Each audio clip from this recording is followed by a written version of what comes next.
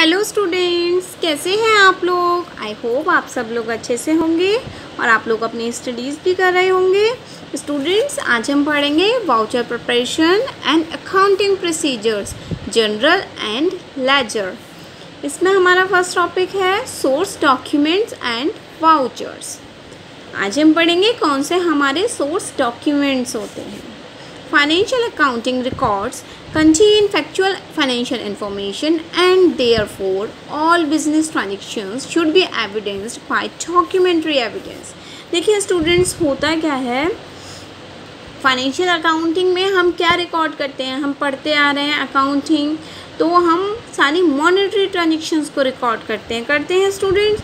अब यहाँ पर क्या बात और हो रही है, business transaction should be evidenced by documentary evidence. Means जितनी भी हमारी ट्रांजेक्शन्स होती हैं किसी भी बिजनेस में, वो एविडेंस्ड होती हैं बाय डॉक्यूमेंट्री एविडेंस। मतलब हमारी कोई भी जो ट्रांजेक्शन होती है उसके अगेंस्ट हम कोई डॉक्यूमेंट देते हैं as a evidence. For example, cash memo showing the cash sale and invoice showing sale of goods on credit, the receipt made out by the payee against cash payment are all example of source documents। ठीक है students, cash memo क्या show करती है, cash cell जब होती है तो cash memo बनाई जाती है। इनवॉइस क्या शो करते हैं, जब हमारे गुड्स हम क्रेडिट पे सेल करते हैं तो इनवॉइस बनाई जाती है। ओके स्टूडेंट्स, हम इसे एक और एग्जांपल से समझते हैं जो कि हम लोगों की डेली लाइफ में भी होता है स्टूडेंट्स। फॉर एग्जांपल, हम गए किसी भी इलेक्ट्रॉनिक आउटलेट पे, हमने कोई इलेक्ट्रॉनिक आइटम ख़रीदा, XYZ कुछ भी ख़रीदा आपने, तो आपको क्या देते हैं, वो बिल देते हैं। आपको बिल देते हैं, उस पर लिखा होता है, डेट लिखी होती है, जो प्रोडक्ट आपने ख़रीदा होता है उसका नाम, उसका मॉडल नंबर लिखा होता है, ठीक है, प्राइस लिखा होता है, कितना आपने पेमेंट करा ये लिखा होता है, अगर कोई डिस्काउंट दिया गया है तो वो भी लिखा होता है स्टूडेंट्स। तो वो क्या है, वो एक हमें एविडेंस के रूप में डॉक्यूमेंट्री एविडेंस मिलता है। डॉक्यूमेंट्री एविडेंस मिलता है जो हमने परचेज करी है। ओके स्टूडेंट्स, तो उनको हम क्या बोलते हैं, source documents. This business document is called the source document and is an evidence support of a transaction. It is called supporting document or voucher। Students, ये आपको नोट डाउन कर लेना है, कई बार शॉर्ट नोट्स में इस तरीके से भी क्वेश्चन आ सकता है, व्हाट इज़ सपोर्टिंग डॉक्यूमेंट। तो आप लोगों को पता होना चाहिए, जो भी हमारे बिजनेस के डॉक्यूमेंट होते हैं उनको हम सोर्स डॉक्यूमेंट बोलते हैं, जो एविडेंस के तरीके से काम करते हैं, सपोर्ट करते हैं किसी भी ट्रांजेक्शन को, एविडेंस, तो उन्हें हम क्या बोलते हैं, सपोर्टिंग डॉक्यूमेंट और voucher. The most common source documents are explained. First is cash memo. Cash memo is prepared by the seller of goods when the goods are sold against cash. It has the detail with respect to description of goods sold,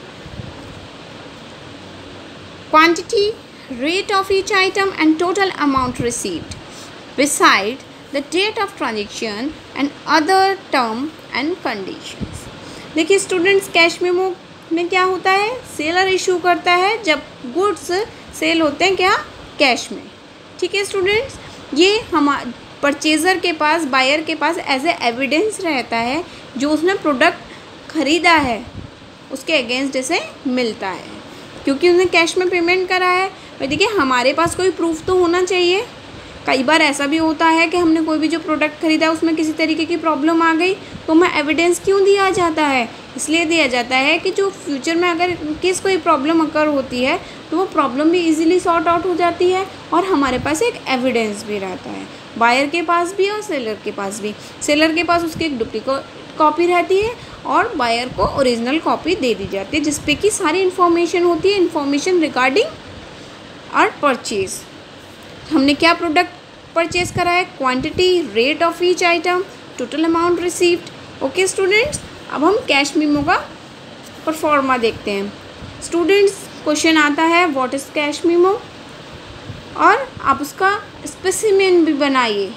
तो आपको किस तरीके से specimen बनाना होगा, आपको ये सब चीज़ें लर्न करनी होंगी स्टूडेंट्स। कि हमें कैश मेमो का स्पेसिमेन कैसे होता है, कैसा होता है इसका फॉर्मेट। ओके, जैसे कैश मेमो, रामन कंपनी, महारानी बाग, न्यू दिल्ली, कोई भी एड्रेस लिख सकते हैं। Number, quantity, description, rate, amount and rupees. 10 sari खरीदी हमने, 4 सूट खरीदे, 1000 रुपीज़ ईच, 1040, ठीक है। 10 इंटू 1000, 10,000, 4 इंटू 1040, 4160, ओके, 14,160, ये हो गया हमारा टोटल अमाउंट। यहाँ पर number 340, debit purchase, credit cash, goods one sold will not be taken back. भाई देखिए, हर एक जो भी कंपनी है या फिर जो भी शॉप है, उनकी क्या होती है, अपनी टर्म्स एंड कंडीशंस होती हैं जिस पर कि वो किसी भी प्रोडक्ट को सेल करते हैं, ठीक है स्टूडेंट। तो उनका कैश मेमो में वो सब चीज़ें डिस्क्राइब होती हैं। तो आपको कैश मेमो का ये स्पेसिमेन अच्छे से याद रखना है। ओके स्टूडेंट्स, ये क्वेश्चन ज़रूर आते हैं एग्जाम्स में, और ये बेसिक टर्मिनोलॉजीज़ भी हैं, हमें ये सारी टर्मिनोलॉजीज़ पता भी होनी चाहिए। नेक्स्ट इज इनवॉइस और बिल। इनवॉइस और bill prepared by the seller of goods when the goods are sold on credit.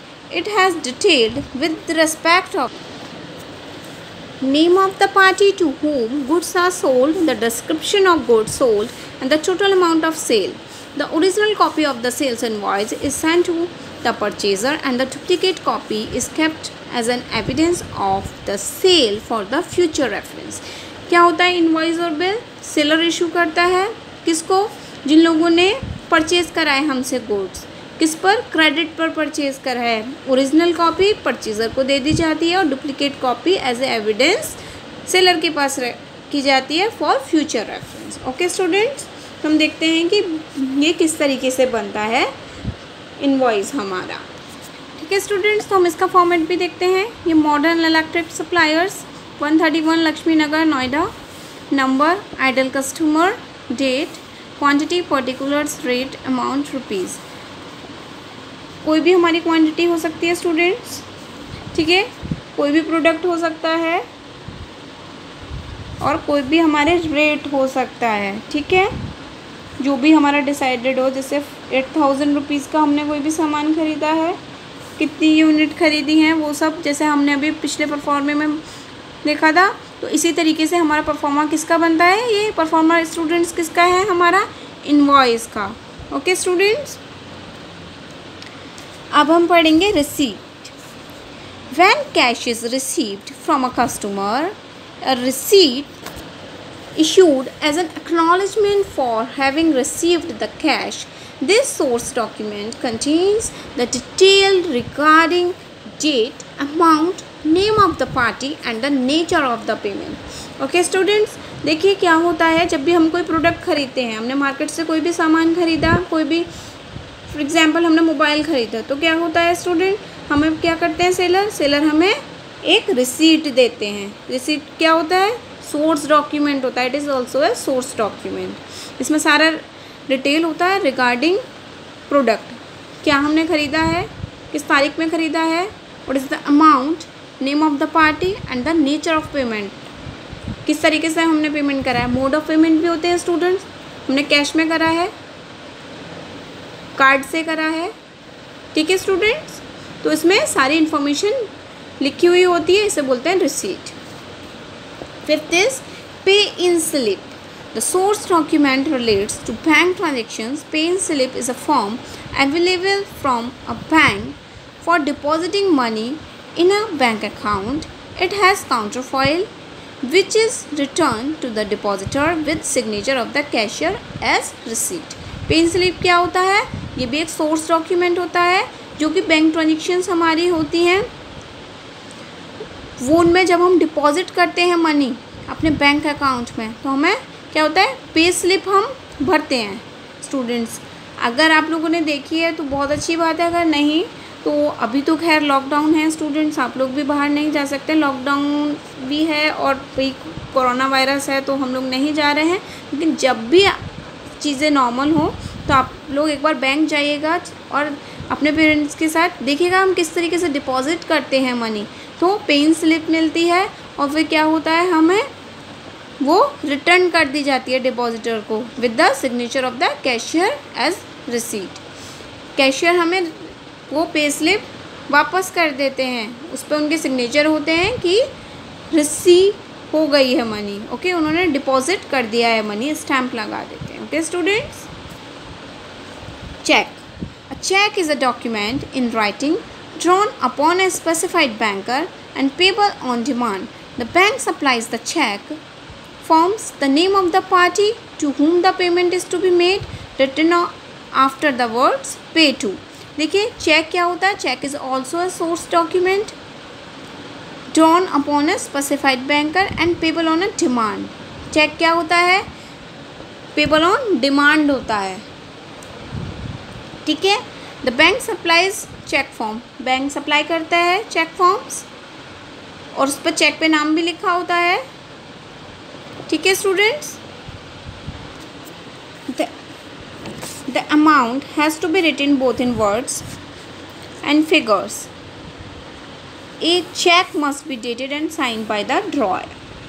देखिए स्टूडेंट्स, चेक जब होता है, cheque is a source of document. Cheque जब भी हमारे एक limited amount of cheque issue करे जाते हैं, चेक बुक हमें इशू करी जाती है, बैंक हमें इशू करती है, अपने कस्टमर्स को इशू करती है चेक बुक, तो उस चेक बुक में लिमिटेड हमारे चेक्स होते हैं, ठीक है स्टूडेंट्स। तो वो क्या है, सोर्स डॉक्यूमेंट है।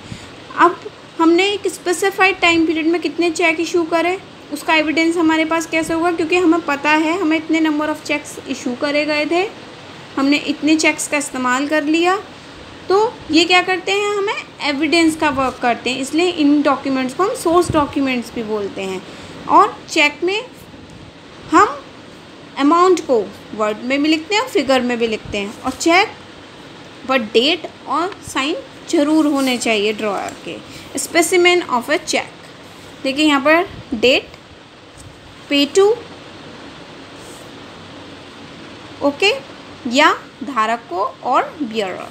रुपीज़, जितने भी रुपीज़ का है चेक यहाँ पर हम लिखेंगे, ठीक है, वर्ड्स में और फिगर्स में, अकाउंट नंबर, और ये जिस किसी भी बैंक का है, इस तरीके से ये इसका स्पेसिमेन होता है स्टूडेंट्स। तो आपको चेक का स्पेसिमेन आना चाहिए, जिससे कि आप अकाउंट्स के स्टूडेंट्स हैं तो आपको पता होना चाहिए किस तरीके का चेक होता है और किस तरीके से हम चेक से ट्रांजेक्शन्स करते हैं। Okay students, next is debit and credit notes. The invoice sent to a party, debit note, on the basis the concerned customer account is debited. Okay students, debit और क्रेडिट नोट भी issue करे जाते हैं organisations के द्वारा, businessman के द्वारा, अपने बायर्स के द्वारा अपने कस्टमर्स को, कस्टमर्स के द्वारा अपने बायर्स को। Okay students, credit notes and debit notes में क्या होता है स्टूडेंट्स, स्पेसिमेन इसका जो भी, जैसे हमारे सेलर है उसका नाम होगा, डेट वही सब, और उस पर लिखा होगा हमारा अमाउंट और terms and conditions. Okay students, तो ये क्या थे हमारे सारे सोर्स डॉक्यूमेंट्स से, आप सभी को ये सब अच्छे से पता होने चाहिए। और ये चेक का स्पेसिमेन आपको बहुत अच्छे से पता होना चाहिए, क्योंकि एग्ज़ाम में चेक का स्पेसिमेन ज़रूर आता है स्टूडेंट्स, और आप लोगों को पता भी होना चाहिए हम कि चेक का स्पेसिमेन किस तरीके का होता है।